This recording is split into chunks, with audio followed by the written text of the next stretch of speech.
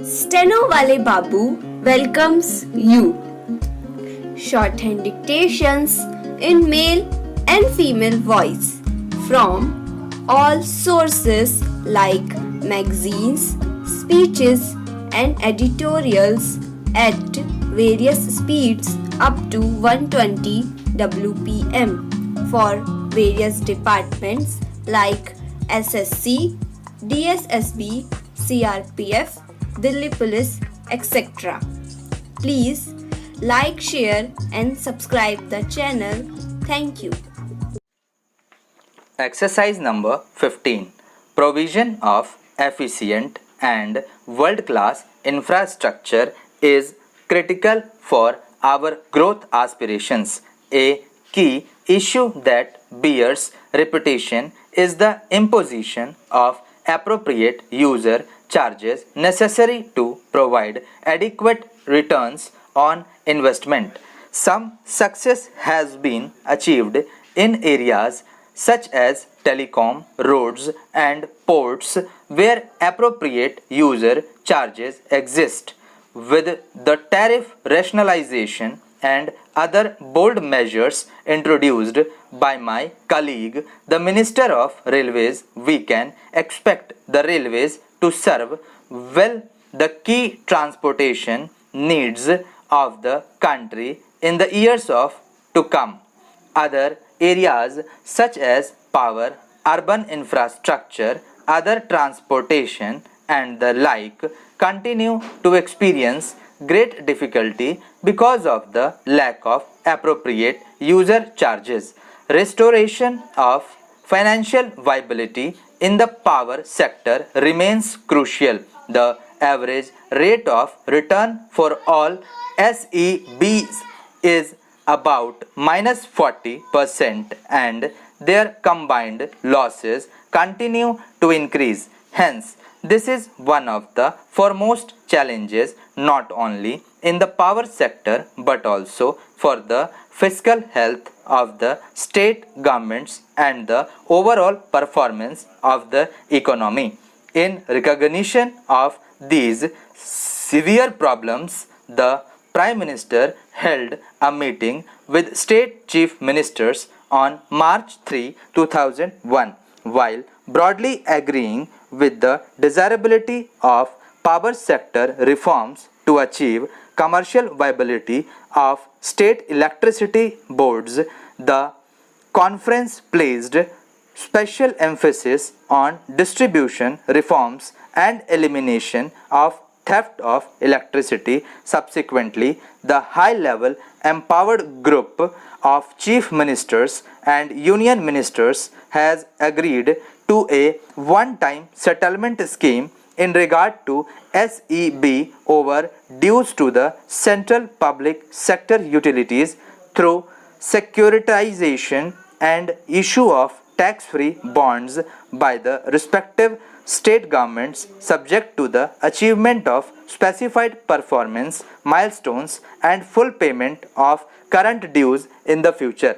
I would urge upon the states to come forward and implement the scheme speedily. The Ministry of Power has already signed memoranda of understanding with 20 states and is expected to complete the exercise with the remaining states soon.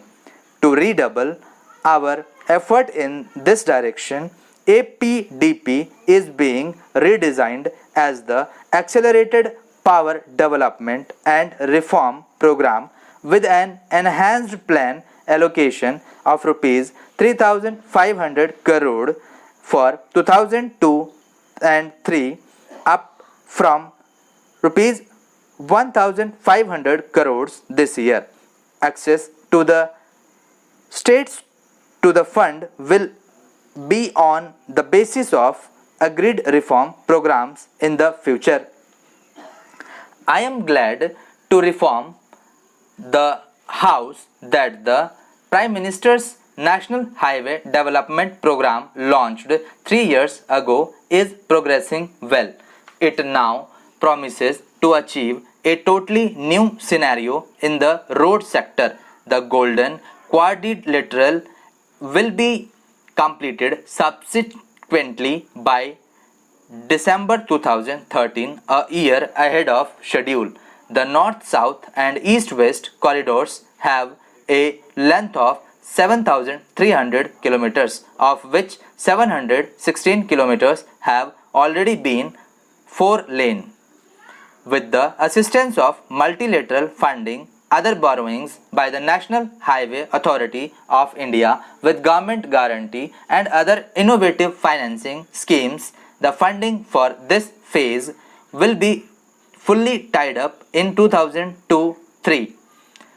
The present port trust structure does not allow Indian major ports to have the flexibility needs for efficient management and for raising institutional funding. It is therefore proposed to corporatize major ports in a phased manner.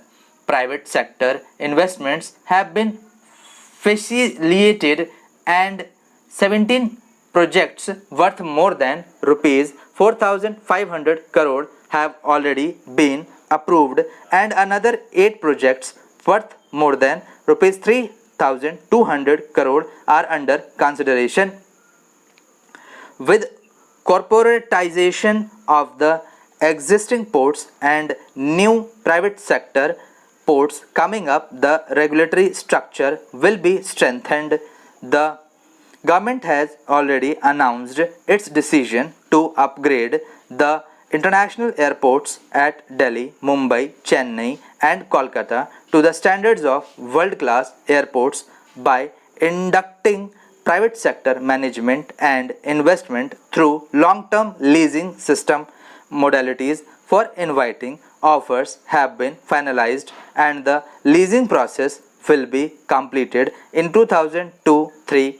Private sector participation in greenfield airports will be encouraged through a package of concessions, availability of land and related infrastructure from the state governments, exemption from levy of inland air travel tax and foreign travel tax on departing passengers for projects located in the states that charge sales tax on aviation fuel at central sales tax rate, charging of advance development fee by way of additional passenger service fee at the existing airports for help in financing of the greenfield airport and levy of user development fee at the new Airport Authority of India. The proposed new airports in Bangalore and Hyderabad will benefit from these concessions.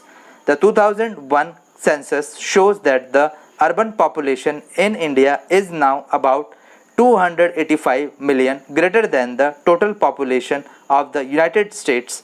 The number of cities with more than 1 million population has increased from 23 in 1991 to 35 in 2001. We are aware of the sad plight of most of our towns and cities as such. Thank you.